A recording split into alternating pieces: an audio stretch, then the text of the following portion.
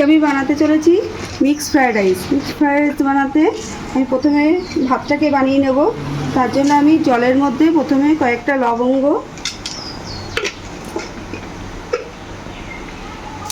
দারচিনি, কয়েকটা ছোট এলাচ,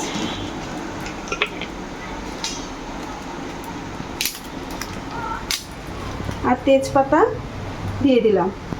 এবার আমি চালটাকে আধ ঘন্টা আগে ভিজিয়ে রেখেছি, এটা আমি দিয়ে দিচ্ছি।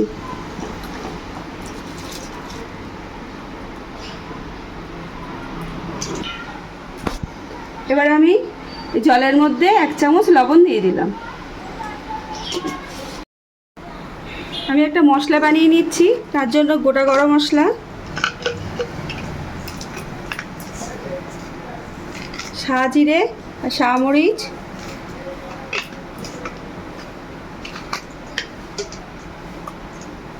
জয়িত্রী দিলাম,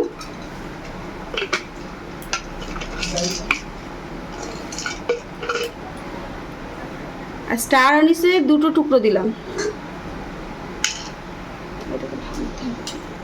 আর ছোট্ট একটু জায়ফল দিলাম। এবার এটাকে আমি ভালো করে ভেজে নেব। এটাকে আমি শুকনো খোলায় একটু ভেজে নিচ্ছি।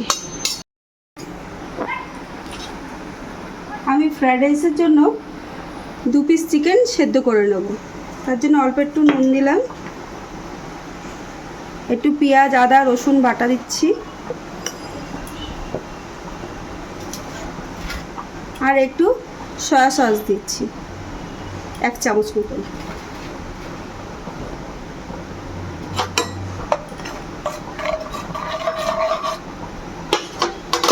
এর মধ্যে আমি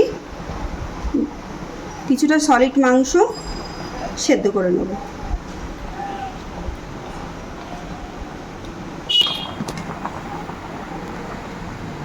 ভাতটা প্রায় হয়ে গেছে, এবার আমি এটাকে নামিয়ে নিচ্ছি।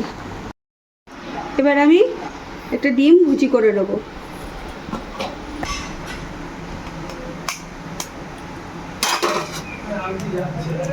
একটা ডিম আমি ভুজি করে দিচ্ছি।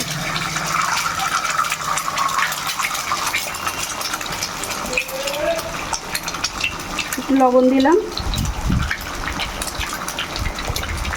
আর একটু গোলমরিচের গুঁড়ো দিলাম।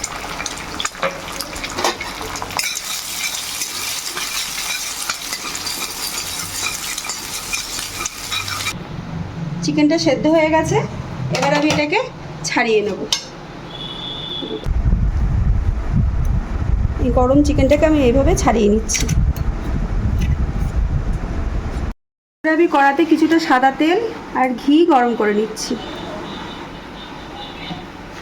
আর এর মধ্যে আমি পেঁয়াজ কুচিগুলো দিয়ে ভেজে নেব।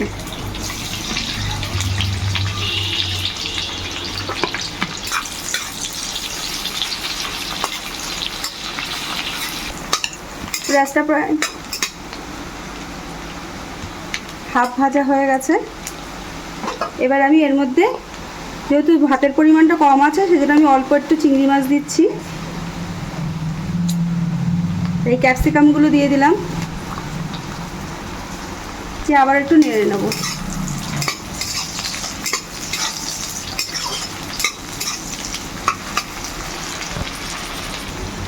এবার আমি এর মধ্যে কিশমিশ আর কাজু বাদামগুলো দিয়ে দিলাম।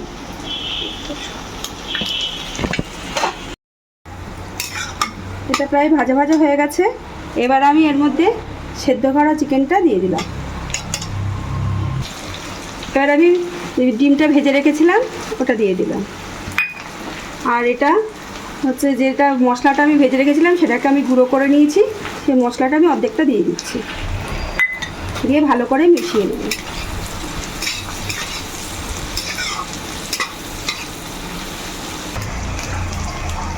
এবার এর মধ্যে আমি পরিমাণ মতন লবণ আর কিছুটা গোলমরিচের গুঁড়ো দিয়ে দিলাম, দিয়ে আবারও ভালো করে মিশিয়ে নিচ্ছি। এগুলো মেশানো হয়ে গেছে। এবার আমি এর মধ্যে ভাতটা দিয়ে দিচ্ছি।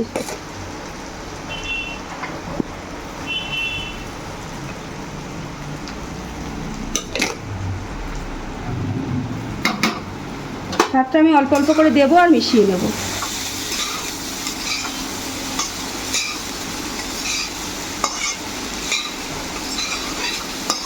আমি এটাকে এবার ভালোভাবে মিশিয়ে নেব।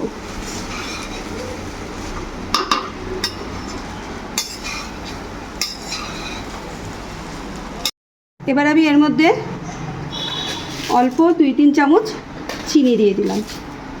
যেহেতু এটা মিষ্টি মিষ্টি হয় না, জন্য অল্প টেস্টের জন্য অল্প চিনি দিয়ে দিলাম। আর যে ভাজা মশলাটা রেখেছিলাম সেটা দিয়ে দিলাম। আর 2-3 ফোঁটা মিঠা আতর দিয়ে দিচ্ছি, দিয়ে এটাকে ভালো করে মিশিয়ে নেব।